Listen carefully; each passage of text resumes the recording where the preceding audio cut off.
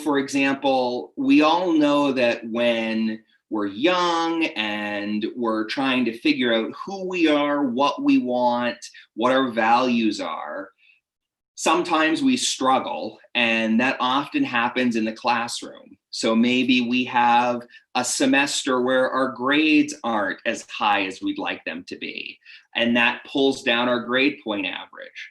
One bad semester or even one bad year of grades does not automatically mean you can't get into the school you want. But what it does mean is that you're going to need to give some information as to why your grades do not reflect your full ability as a student.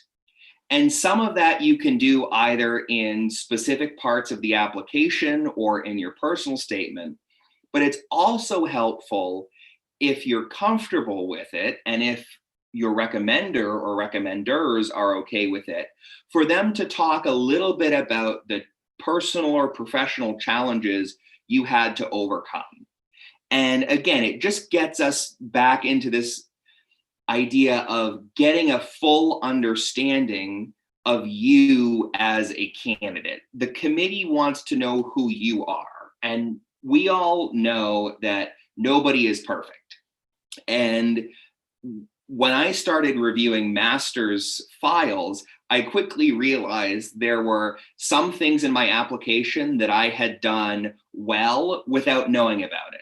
And there were other parts of my application that were atrocious, and I'm sure just elicited a lot of eye rolls from admissions people.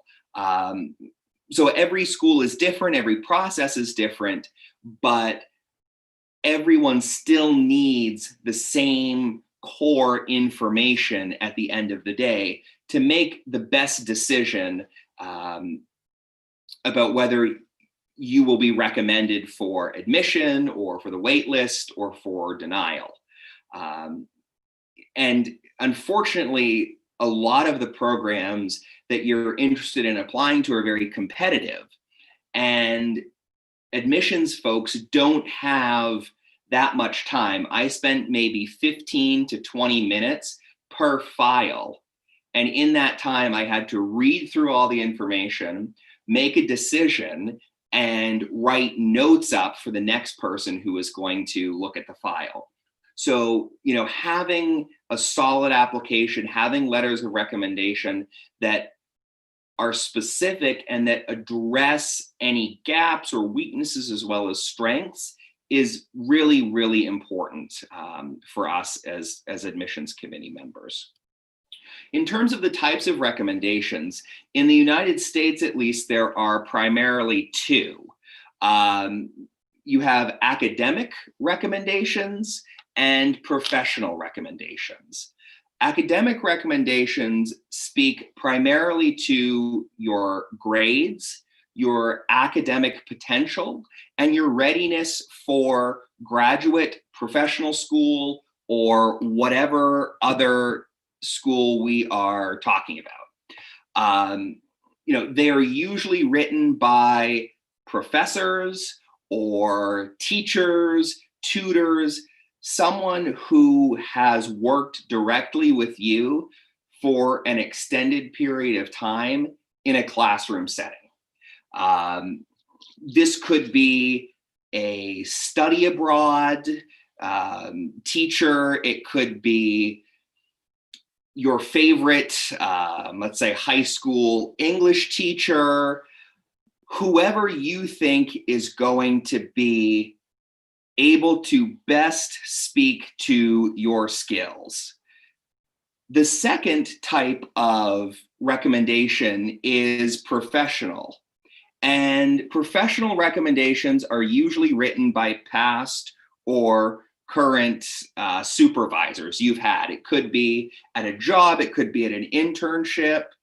And those recommendations should focus on your professional strengths and attributes, not your academic preparedness. So whereas your academic letter should talk about your transcript, your potential to do well in an advanced program, whether it's at the undergraduate level or the graduate level, your professional recommendation needs to talk about your interpersonal skills, your ability to manage deadlines and to manage conflict. And ideally, your professional recommendations should be as recent as possible. And by recent, I mean within the past 5 years.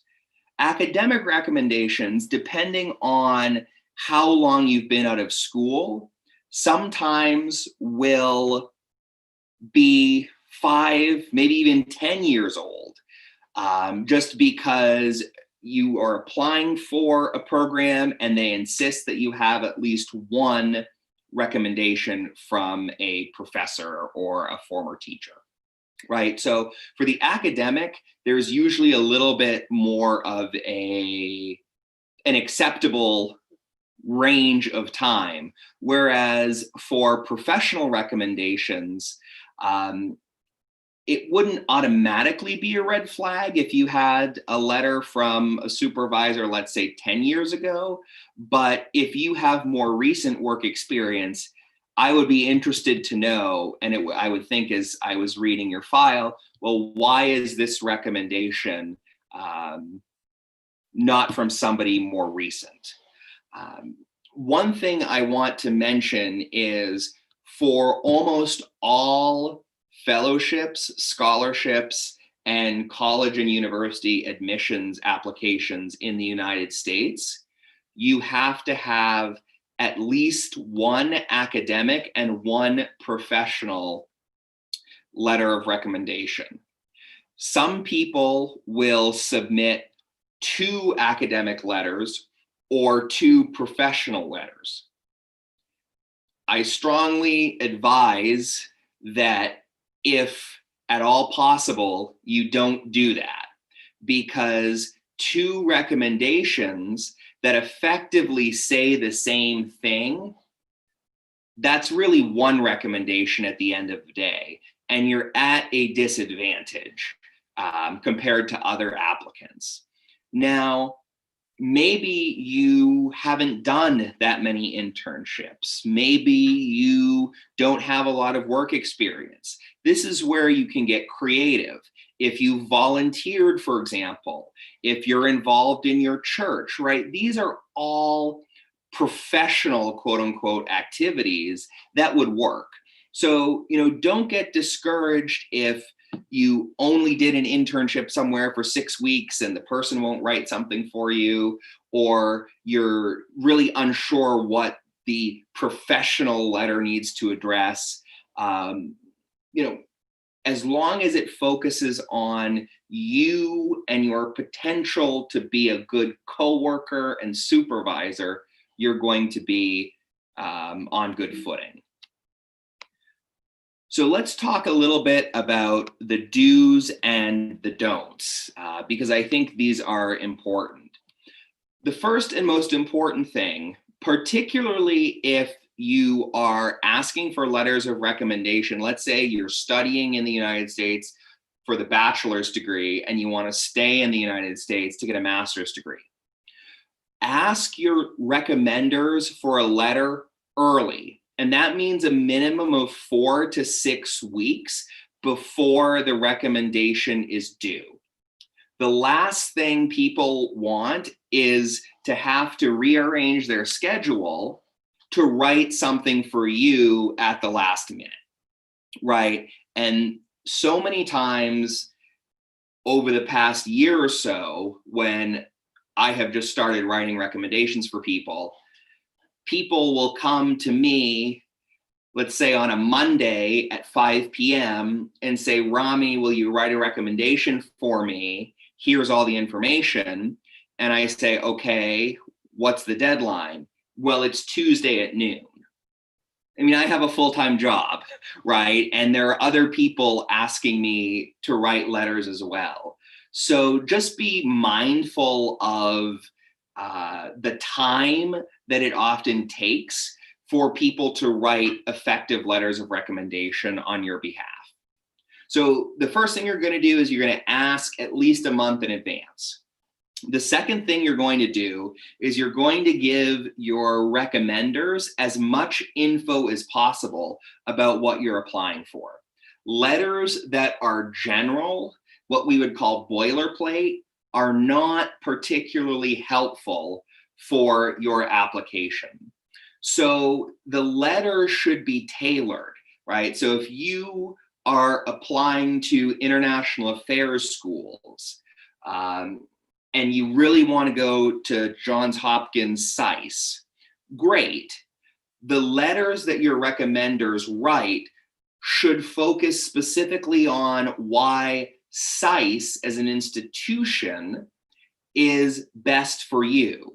So that means giving them information about the courses you want to take, the professors there, the potential fields of study, so they can say, Amber is an excellent student. She wants to be at SAIS for A, B, and C reasons. And I believe that she'll be able to thrive because I've seen her do Q, R, and S in my classes. So when you give them that information and you give them as much as possible, you are saving them time and you're also strengthening your application, because your recommenders don't have to spend as much time trying to figure out what to say. They don't have to go and research the program independently. It's not like you're trying to idiot-proof this process, but you're trying to make it a somewhat pleasant experience for your recommender. The next point, and I know I've said this ad nauseum, but it bears repeating it yet again, ask your recommenders to give specific examples of your skills and accomplishments. It's really important. Letters, and I'll show an example here in a second, that speak in generalities or platitudes are just not as effective. If you can get letters that say, for example, John identified cost-saving measures because we were $50,000 over budget, and he worked with his team to identify $60,000 worth of cuts, and the result is we now have $10,000 more dollars that we can use to invest in new equipment. And that's important because access to loans and other financing is scarce because of the pandemic. That's a clear example of leadership, of resourcefulness. That's a lot better than John is a good team player who maximizes efficiency. Like, there's nothing I can hang my hat on to the second statement with. And the final do is ask your recommenders to mention different things. So you will oftentimes need multiple academic letters and maybe even multiple professional letters. Ideally, they will highlight different skills or strengths that you have. Now, sometimes there is overlap, but if you have two professors saying the exact same things in a letter, that doesn't help the admissions committee, right? So that's where, if you can get the professors or the supervisors to give specific examples, you lessen the chances that that happens. And you also provide us as application reviewers with a better opportunity to see the breadth and depth of your experience. Let's talk about things that you shouldn't do. The first thing you don't want to do is ask a person to write on your behalf if the person doesn't know you well. And I think probably the number one question that I get as someone who's sat on admissions committees is, does it matter who is writing the letter? Like, if I have a family friend who is, I don't know, a minister or a retired ambassador or a super famous academic, but I don't really know that person, should he or she write on my behalf? And the answer, as far as I'm concerned, 10 times out of 10 is you want people who know you to write recommendations, because we all in admissions know how the game works. So we can kind of tell or get a sense of whether the person who wrote the recommendation is actually the person who has signed it at the bottom of the page. So if you took a course with a super famous person, for example, and that person can speak to your accomplishments and your potential, great. But that letter is not going to be more persuasive than a letter in a candidate's file from a professor at, her hometown university who doesn't have a PhD, but who makes a really strong case as to why this student should be admitted, right? So names and titles are not as important as substance. The second thing, and I know this is particularly difficult, especially outside the US, but do not draft your letters of recommendation yourself. Letters of recommendation need to come from the people you ask. That does not mean that you can't provide input. Some professors, some supervisors may say, can you give me bullet points? And I'll flesh it out from there. That's a different story. But something that you write entirely on your own, and then you give it to the professor, and the professor either signs it or just lightly edits it and signs it, that's obvious. And it doesn't help you as a candidate at the end of the day. The final thing, and yes, this happens more frequently than you might expect, is do not solicit letters from friends or family members, right? It doesn't matter if they are world renowned in whatever field you're applying to. It doesn't matter if they are an alum of the program or the college or the university to which you're applying. Those letters don't carry weight with admissions committees because we automatically assume that a friend or a family member is not going to give us their objective professional opinion. If you are in a bind and you cannot find anybody else, then it might be appropriate to think about this. But in general, letters from friends or family members are either seen as a waste of time from our perspective if we read them, but more likely we're not even going to read them, and we're not going to make a note of it in your file. So it's a missed opportunity for you because it's a letter that you could have had from someone who could speak to your qualifications.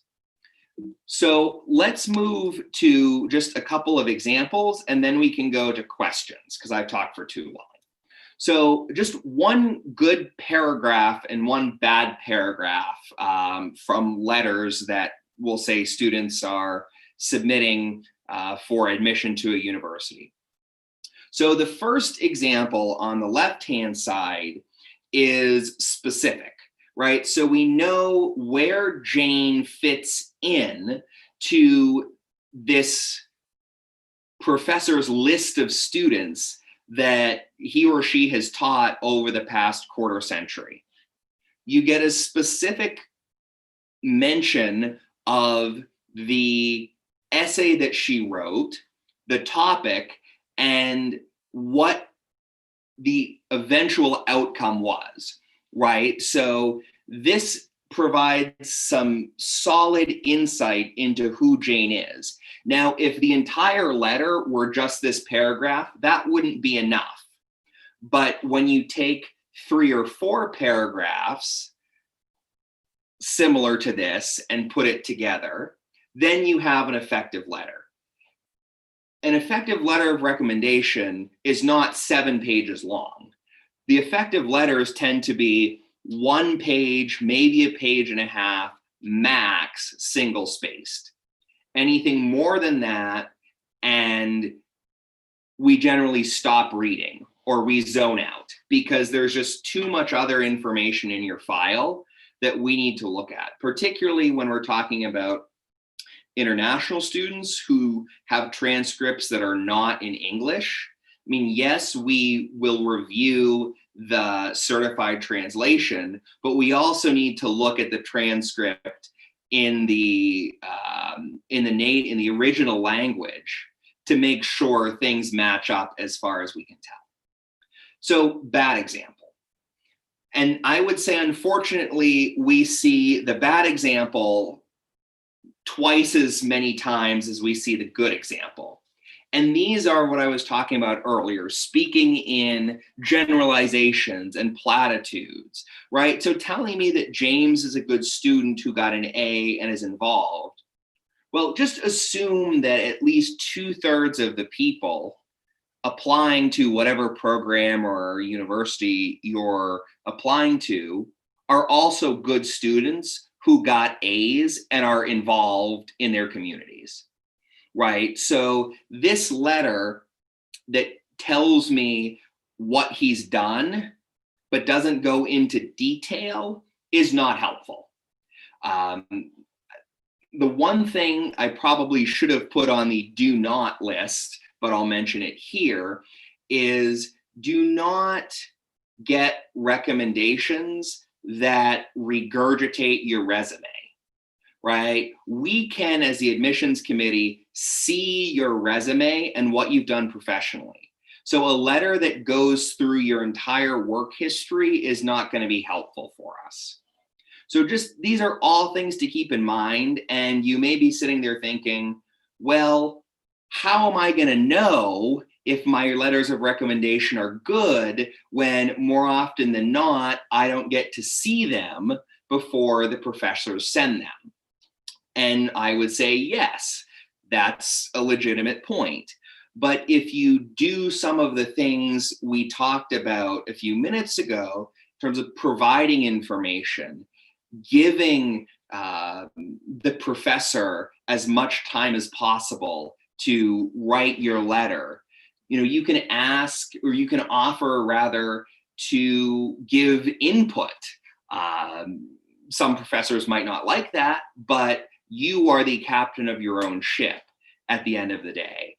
And you can't force a recommender to write anything, but you can influence them positively. And you can put yourself in the best position to have strong recommendations in your file. The last thing I will say before we move to questions is something that I hope will reduce or eliminate any stress that you may be feeling about recommendations.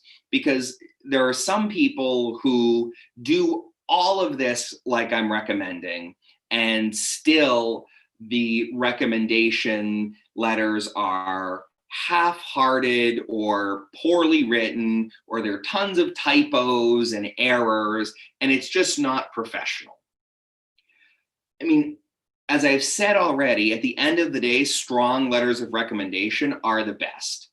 But we realize that you, as the applicant, do not have complete control over the process. You can influence it, but unless you are the one doing what we're saying you shouldn't do, which is writing the letter yourself, sometimes professors just think they know best, or they're not interested in what you have to say because they think they know how it works.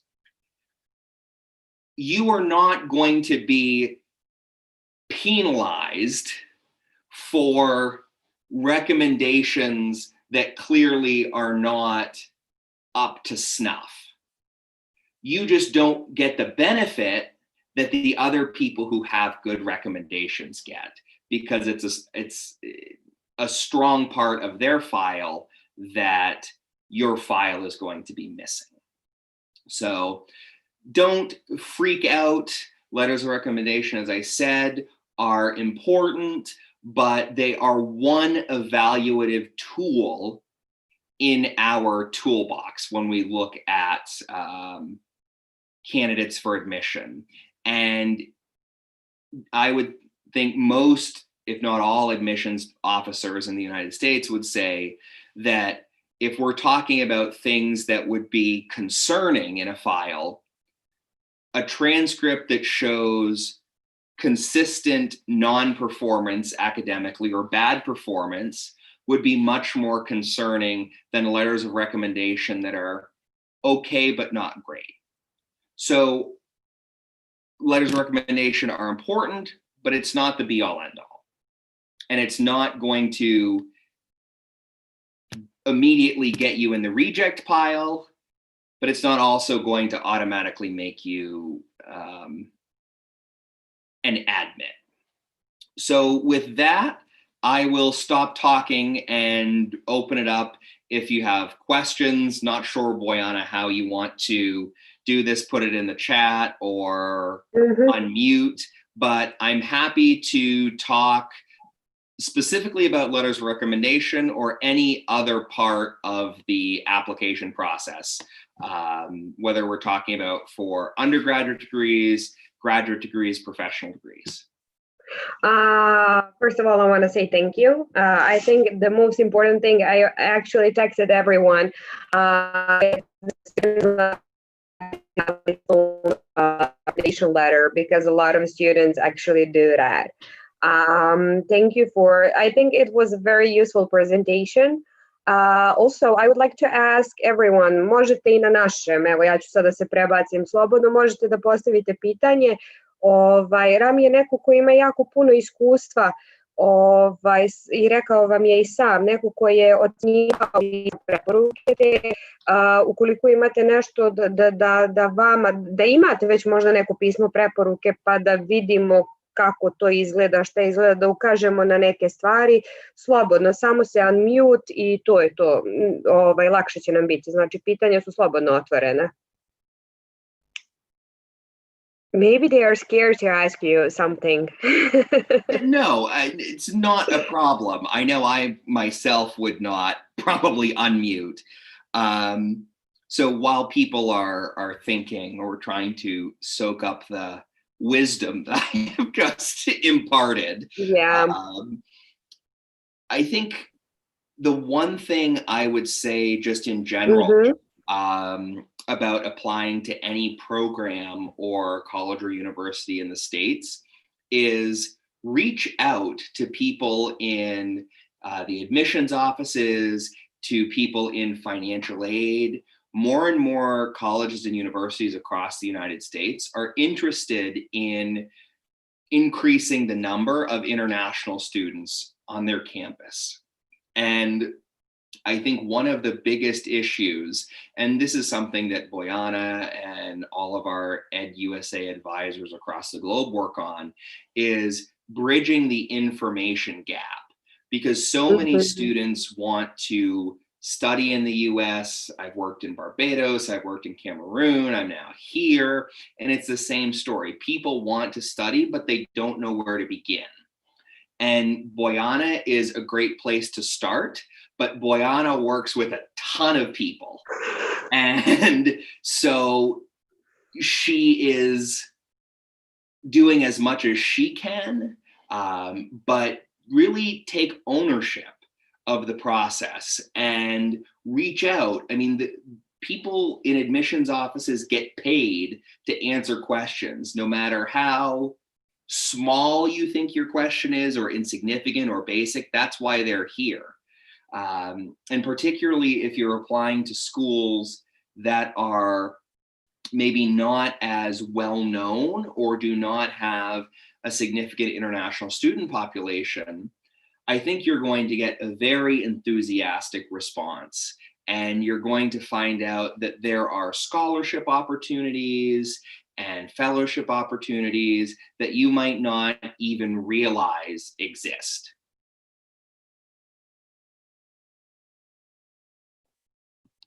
Can I add something if it's not a problem? Hajde, ja ću na našem, malo mi je lakše. Evo, Diana has asked a question. if you can answer her question. Yeah. So Yeah. that's a good question. It honestly depends. Traditional wisdom, and I don't know if the people on YouTube can see this. So the question is, or if they can see the question. So the question is it okay?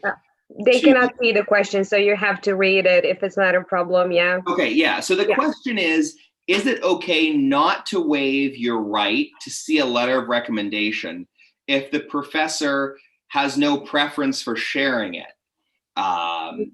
And the answer is it's a double-edged sword. Traditionally, in the United States, it is seen negatively or unfavorably when people do not waive their right to view a letter, because the logic is that you as the student don't trust what the recommender is saying about you. Now, we can agree with that or disagree with that. That's neither here nor there. So traditionally, it would be a red flag for you to not waive your right. In practice, I had so many other things when I was reading files that I cared about that didn't really even register on my radar. I would say if you are concerned about what someone is going to write, to the extent that you don't want to waive your right, I would try and find somebody else to write the letter. But it's very dependent on the situation, and I know that's not a fulfilling answer. If I had to pick a side one way or the other, I would say always err on the side of being conventional and waiving the right and rolling the dice. But it's a personal decision, and at the end of the day, that's not going to be a reason you're admitted or not admitted.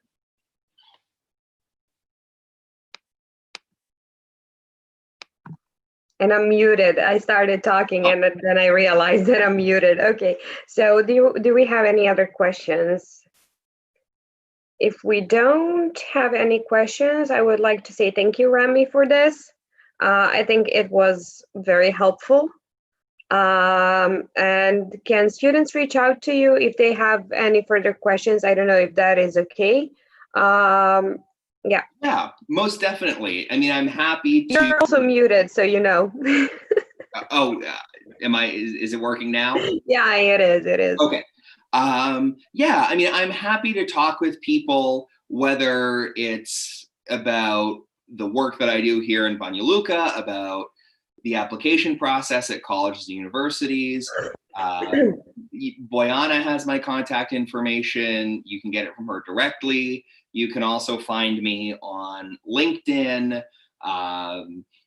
We have a new page on LinkedIn for our branch office. So if you don't want to message me personally on LinkedIn and you want to go that route, that's perfectly fine. Write in English, write in local language, whatever you're more comfortable with.